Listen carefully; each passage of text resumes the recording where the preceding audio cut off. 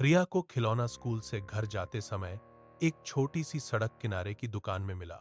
यह एक पुरानी विंड अप गुड़िया थी, जिसकी नीली आंखें धुंधली थीं और चेहरा चटका हुआ चीनी मिट्टी का बना था। दुकानदार इसे बेचने से पहले हिचकिचाया। यह लोग इसे लौटा देते हैं, उसने बुदबुदाया। रिया हंस पड़ी और इसे घर ले आई। उस रात उसने चाबी घुमाई। गुड़िया धीरे धीरे अपना सिर घुमाया और एक कोमल टूटी हुई आवाज में फुसफुसाई, नमस्ते। रिया वह जम गई। उसने किसी को अपना नाम नहीं बताया था, यह सोचकर कि यह एक चाल थी। उसने गुड़िया की जांच की। कोई स्पीकर नहीं, कोई बैटरी नहीं, अंदर बस जंग लगा धातु था। अगली शाम चीजें और खराब हो गईं।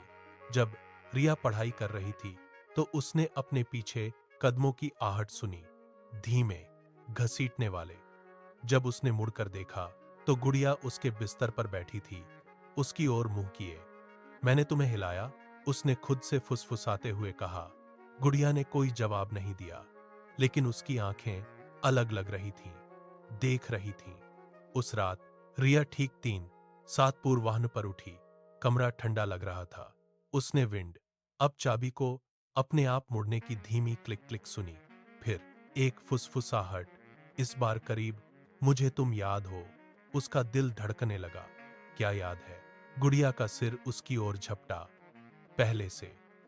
अगले दिन डर के मारे रिया दुकान पर वापस गई, लेकिन वह चली गई थी। उसकी जगह एक बूढ़ा आदमी खड़ा था, जो भ्रमित लग रहा था। यहां कभी कोई खिलौनों की दुकान नहीं थी, उसने कहा। कांपते हुए रिया घर लौट आई। उसने ऑनलाइन खोज की और कुछ ठंडा करने वाली बात पाई। साल पहले की एक वास्तविक घटना। रिया नाम की एक लड़की उसी क्षेत्र में रहती थी। उसके पास एक समान गुड़िया थी। एक रात वह बेहोश पाई गई, फुसफुसाते हुए। उसके बाद उसने कभी बात नहीं की। गुड़िया को उसके साथ दफनाया गया था। रिया के हाथ कांप रहे थे, क्योंकि उसने अपनी गुड़िया को शेल्फ पर चुपचाप बैठे देखा।